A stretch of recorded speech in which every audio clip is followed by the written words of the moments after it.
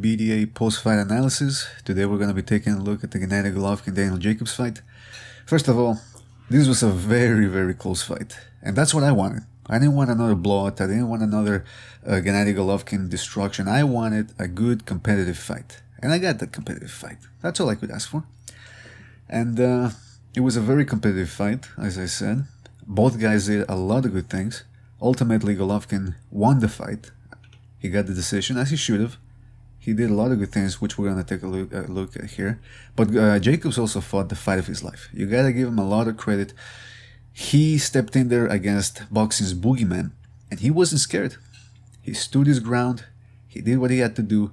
And if anybody wanted to give, or if someone decided to give Jacobs a decision, I wouldn't really have been all that upset. In fact, before they announced the decision, I had a bit of a feeling that they were going to give it to Jacobs, because he was the underdog and he fought a lot better than everybody expected him to, or most people expected him to. So I assumed that maybe the fight was going to go to him. Still, I think the right guy got the decision. Actually, I don't think. I know he deserved the decision. But like I said, very close fight. So could have gone either way. I preferred Golovkin's output. He threw more punches. We're going to analyze that too as well afterwards. But let's take a look at some of the interesting things that went on here. First of all, let's start with Daniel Jacobs, because everybody was talking about what he had to do before the fight, right? What he had to do in order to get the win. And nobody was really talking about what Golovkin had to do, because it was a sure thing, almost a sure thing, a guaranteed thing, right, that Golovkin was going to get the win here. A lot of people were saying, oh, Golovkin, 6th-round knockout, 5th-round knockout, 7th-round knockout. Nobody said, or very few people said, that this fight was going to go to the decision. How did the fight go the distance? Well, let's take a look at that. First of all, Jacobs started out standing his ground. Look at that. Second round here. Golovkin's coming forward. And by the way, also, Golovkin wasn't coming forward as much as he did in prior fights. He fought more in the David Lemieux, Curtis Stevens style, right? He wasn't putting a lot of pressure, like he did with those guys. He didn't put a lot of pressure on them. And with Jacobs, equally, he didn't put as much pressure on. But also, look at the fucking size difference. That's what really amazed me. I didn't expect Jacobs to be that big. He looked like a light heavyweight. He looked like a light heavyweight. But anyway, here's Golovkin. Finally, when he decided to want to initiate some offense, he lands the right hand, actually semi-blocks it. Jacobs looking down a little bit. His head's down a little bit too much. But as soon as he catches that overhand right, boom, lands a good left hook. Sort of stuns Golovkin there a little bit. Well, not stuns, but I mean, it really does snap his head around a little bit. So he lands the hook, and he gets out of the way right away. So right away from the start, he set the tone, Jacobs did, that he wasn't going to just run around the ring, right? He was going to stand his ground, and he was going to give some back to Golovkin. Here, pull back counter. See, as soon as Golovkin throws a jab, Jacobs is right there. He didn't land much. He didn't land anything, actually. But he's telling Golovkin, listen, if you want to throw punches, I'm going to stand right here, and I'm going to throw them right back. And ultimately, he did get Golovkin's respect, and we're going to take a look how he did that afterwards. Look at that, overhand right. There's a Jacobs defense right here. Look at that. Shoulder rolls, pivoting, changing angles, head movement. And he's not running, which is what a lot of us said he didn't have to do, right? Before the fight, he did. If he ran, he was going to give Golovkin a lot of momentum. That's what Golovkin wants. He wants you to run around the ring so he can chase you down. You wear your legs down. He's cutting off the ring. He's scaring you. Every once in a while, he's hitting you to the body, to the head, to the elbows, right, to the shoulders, wearing you down. Jacobs didn't do that. He didn't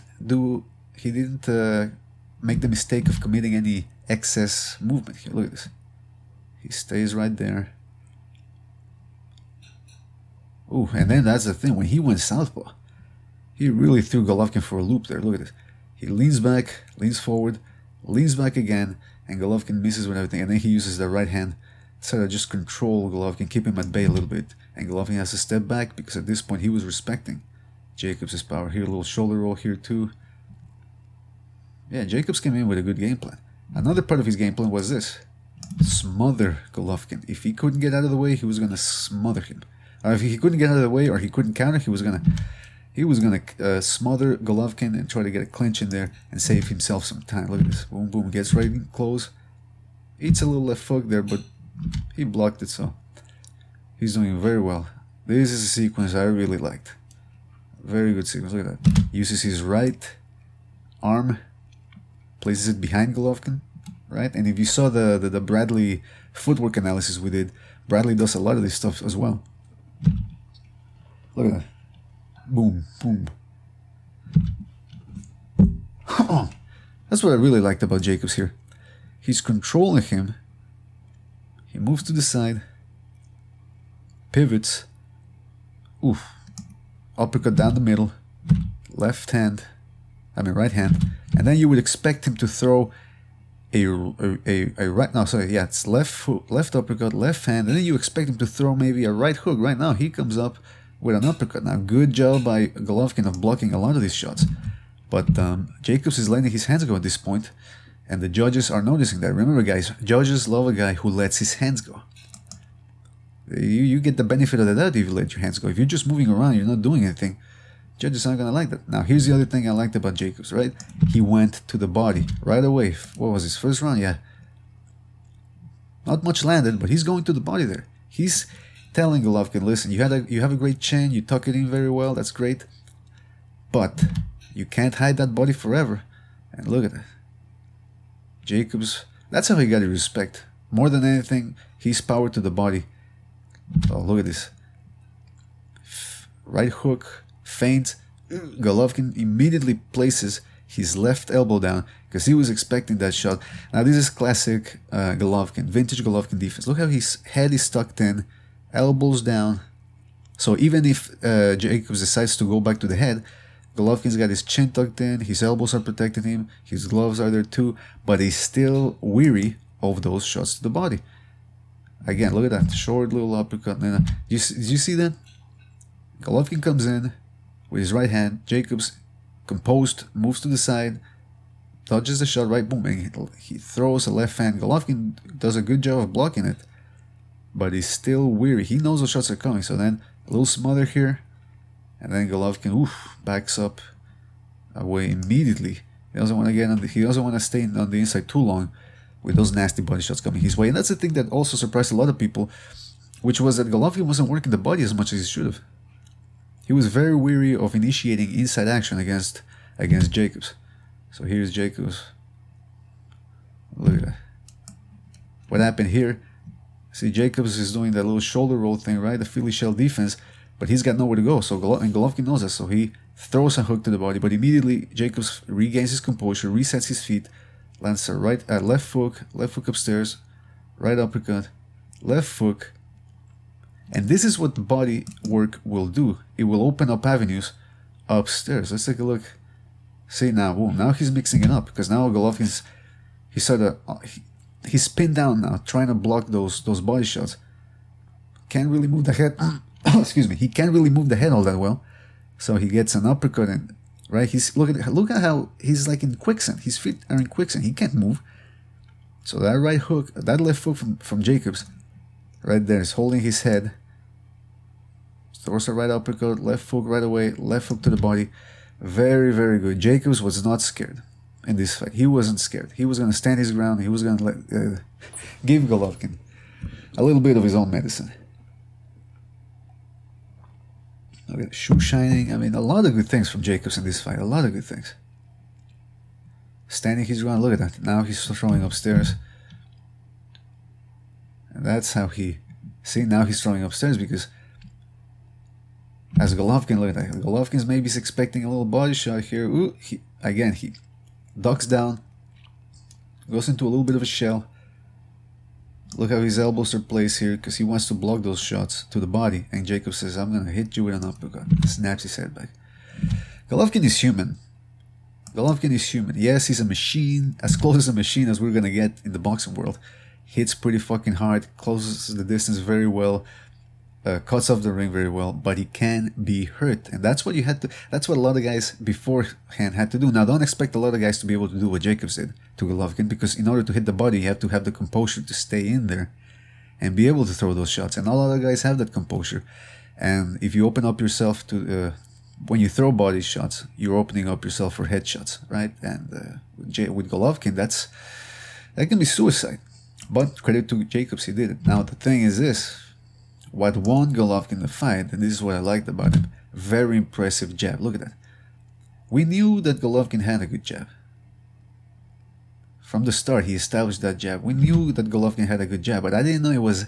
I mean, he used it against Curtis Stevens and against Lemieux and a little bit against Kell Brook, but I didn't know he could do this against a boxer as long, as tall, and as fast as Jacobs. He outboxed Jacobs essentially with that jab. Look at that. That's a hard jab too. I thought Kovalev had a better jab than Golovkin. Turns out it's Golovkin who has actually the better jab. Well, I wouldn't say the better jab, but just as good. Look at it. This was right after he dropped Jacobs. And look at it. He's not going crazy with power shots. Just jabbing, jabbing, jabbing. Look at it. Finally, he threw about 5 jabs before finally throwing a power punch. Jab, jab, jab. Jesus. And that's a long jab, by the way. He's not telegraphing it. We're going to take a look at that later on. Look at this. See? Slow motion there. Ooh. We're going to freeze it. Ooh, look at that. See how much extension he gets off that jab? Let's take a look at that again in slow motion. Again. Look how many feet there are between Golovkin and Jacobs. And not only between their feet, but between Golovkin's gloves, his hands, and Jacobs' chin. You wouldn't expect Golovkin to land his jab from that distance, right? And Jacobs certainly isn't expecting it because he's fast, he's got very good reflexes.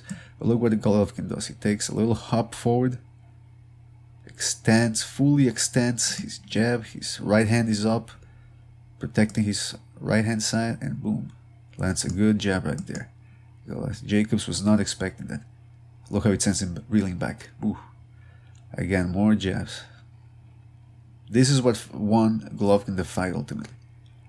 Those jabs, remember, those jabs, they snap your head back, they make your spine hurt, you can't move as well afterwards, it frustrates you, and it keeps you guessing as to which punch is going to come forward next. It could be a power shot, could be a right hand, could be an uppercut, could be anything. That's what a jab's supposed to do. A good jab's supposed to hurt you. I mean, you know, not hurt as in stun you or wobble you, but should feel good to take a jab to the face, right? Again, look at Golovkin. Look how far off away he is. And look at his gloves, perfect position. And eesh, he doesn't telegraph that one bit. Look at that. Fantastic jab. Absolutely fantastic.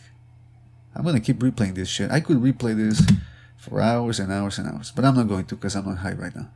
And then this is, look, the jab sets up everything else. 1-2s, right hands, hooks.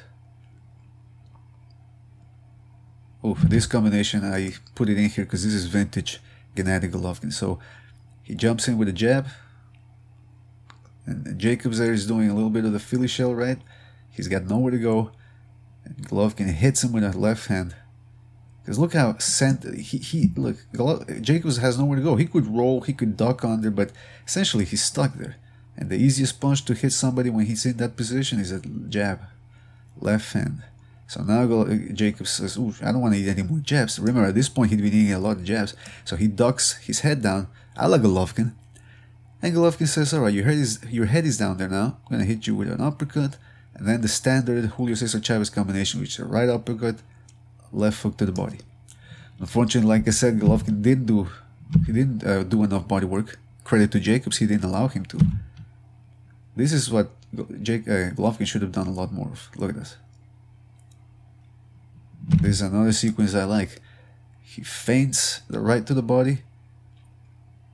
Jacobs buys the feint and blocks, semi-blocks that right hand, but it still just goes to show you how many ways, in how many directions Golovkin can attack you from. This was the knockdown right there. More of a flash knockdown. Look at that jab, set everything up again. Jab. Jacobs leaves his right hand out there, trying to measure, trying to keep Golovkin away. Golovkin comes in with an overhand right. Look where Golovkin's head is. Jacobs can't catch him with a left, counter left from that position. He eats a right, and right away comes in with another right, which Jacobs, I guess, wasn't expecting, because a double punch like that is quite unorthodox.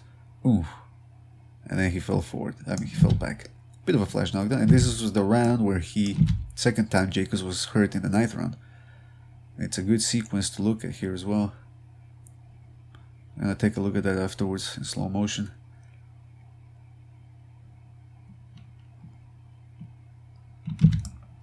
Right, what happened here was, again, Jacobs ducked his head down a little. He ducked his head down. He was expecting a right hand or something. I don't know what he was. He was expecting something else. Ooh, catches a right uppercut. Now he's hurt. So what Golovkin does is, okay, now, body work. Doesn't go. He tries to go. He goes a little nuts. So he says, okay, I'm gonna go back with my jab. Good job by Jacobs there. Unorthodox again. But look at his left foot. Left foot back. Then he steps back with that left foot and pivots away, or brings back the right foot away, pivoting essentially. Now he's out of the way. But what Golovkin does is 1-2. Look how Jacobs goes back. Look at his shoulders. He's hurt right there. Look how he's a little bit wobbly. It's almost like there's no bones holding him up. And then that jab. Jacobs is not expecting that jab. Again, no telegraphing. Brings it a little. It's almost like an up jab a little bit, because he brings it from a downward angle. Snaps his head back. That hurt. Look how he went back. Sent him reeling. But then he did a good job. I think we're gonna look. I think I have the clip again at the end there. How Jacobs was finally able to survive those last 12 seconds. Again, look at this right uppercut. Jacobs' chin a little too low, because he's trying to, like you saw, he was eating a lot of jabs. So now he's keeping his chin real low, tucked in. But what happens is, he's leaving himself open for those right uppercuts. So Golovkin did a lot of good work himself, but look at that. Right away, Jacobs tries to come back with something. Now, Golovkin's defense. Jacobs had good defense. Golovkin, not as flashy, right? Not as much upper body movement as Jacobs. Not as slick, but he's still pretty darn good. Look at that. Jabs. I mean, catches, parries the first jab. His chin is tucked in. Second jab doesn't land. Was more of a distraction for the body. His elbows block the jab, and then he's able to semi-block that last jab. It's all, and he didn't do anything flashy. It's because he's conserving his energy. He's just parrying shots right there. Very good work by Golovkin. Again, look at that. He keeps his distance. You don't win a silver medal in the Olympics by just being a power puncher. Look at this. So he steps back here. Look at his feet. Look how balanced he is. He's never really leaving his feet too close for prolonged periods of time. Then the left foot comes, immediately closes the distance, and while he's closing the distance, while he's smothering Jacobs, he pivots away to his right, keeps walking back. Look at his left foot, serving a southpaw position. He's walking back, and he avoids that right hand. Very good job by Golovkin there. Again, this is the last round. Even in the last round, he was tired, he was getting hit with shots, but he was able to control that distance. But again, that's what impressed me, man, that Jacobs was able to get some respect with the bodywork. And here's the 10th round. Golovkin looked a little tired. See? His hands are down. And Jacobs hits him on the top of the head. A lot of those shots from Jacobs were good, but they landed on top. Oh, this is the clip I wanted to show here. How Jacobs was able to survive after he was hurt in that 9th round. So good upper body movement. Golovkin again doing good things, ramming that jab in his face. But look at that. Jacobs was able to make him miss, and you make him pay. That's what you do. That's what you're supposed to do. And now Golovkin trying to make. Oof. He misses with that right hand. Jacobs makes his miss from the southpaw position, which really again threw Golovkin for a loop. That footwork, good footwork you have to have if you want to turn southpaw. And then boom, he saved himself. What I wanted to say about that Golovkin, I showed you a clip where he was in the 10th round, he was sort of flailing his arms a little bit. I was a little surprised at how Golovkin was tired at the end of that fight. Now, of course, it's understandable he was tired. It didn't seem like he threw that many punches. But then you look at CompuBox or Punch Stats, I don't know what the official name is now. I thought it was CompuBox, but anyway. He threw 618 punches. It's a lot for middleweight. I don't know what the middleweight average is, but it's close to 1,000 right there. So he threw quite a bunch of punches, and Golovkin is not a guy who's gone 12 rounds before. So for him to go 12 rounds might have tested his stamina a little bit, but he did look tired. Before the Kell Brook fight, I should say after the Kell Brook fight, it was interesting because he was getting outboxed for a couple of instances in that fight. Rounds 2, 3, maybe even rounds 4, parts of rounds 4, he was getting outboxed. So he really turned on the afterburners in that fight. He went 100%. He said, I have to get this guy out of here. If I don't get him out of here, I'm in trouble. But he was too intense for Kell Brook. When somebody like Gennady Golovkin comes at you the way he does, he's going to break you down. I guess Daniel Jacobs, he couldn't do it. And I thought he was, for certain periods of the fight against Jacobs, it appeared as if he was trying to conserve his energy. I wonder if Golovkin has a good tank, a good gas tank. The reason why I doubt that is because A, he's going to be 35 years old, long amateur career, he's been a pro now for a while, he puts a lot of mustard on each punch, and like you saw in some of the clips I showed you, he was missing a lot of shots too. And the more power you put on a shot and you miss that shot, the more it's going to take out of you. And he was missing a lot of punches in this fight. Jacobs was doing a good job with his footwork, with his upper body movement of making him miss. So I wonder how good a gas tank Golovkin has, and how that might be of a detriment to him if he were able to fight Canelo Alvarez, or if he gets older and his activity rate goes down, his reflexes go down, all of a sudden he can't cut the ring off as much or can't find the openings as much. But ultimately, punch stat numbers here show that he landed more, he threw more. I don't put that much of a stock on CompuBox numbers.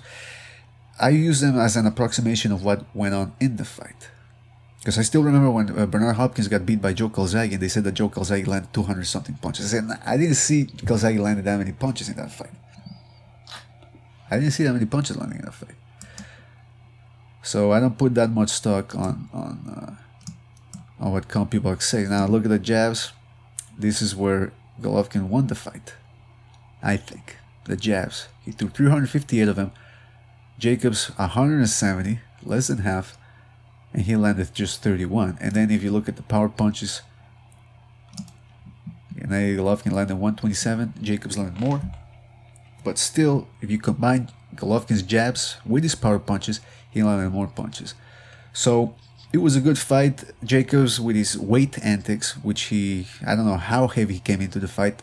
I suspect that might have been a Virgil Hunter tactic. That smells like a Virgil Hunter tactic to me, which is a sort of, we're going to do anything we can to win. And listen, hey, is it dirty? Is it unsportsmanlike? Yeah, it is. But you know what? He's facing a boogeyman here. He's facing a monster. Would I have done the same thing? You bet your ass I would have. There's no doubt about that. And I think most of you out there would have done the same thing.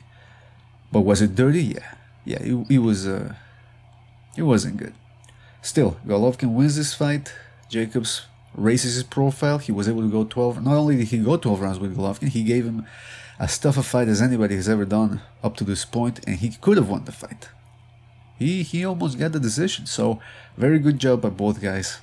I was happy with the fight. I thought both guys gave a good account of themselves. It was an entertaining fight. The undercard was entertaining. I asked for I didn't want a mismatch, and we didn't get a mismatch. So that was fantastic. Now, I've been reading that some people have been saying, oh, Jacobs should have won because he landed more shots to the body. Well, if you think that, then you can't change your criteria afterwards. Because I remember when Canelo won against Lara, and people were saying, oh, but Lara landed more shots to the head. Or when Castillo fought Mayweather the first time, he landed more punches, especially to the body. And people were saying, yeah, but he didn't land that much upstairs. So you can't change your criteria, right? You gotta stick to it. You gotta be unbiased here. And if you like body work, you gotta apply that in all your fights, in every fight you see. So that was a BDA post-fight analysis. I hope you guys enjoyed it. We're gonna come back with more content after this, so stay tuned, and we'll see you in the next one.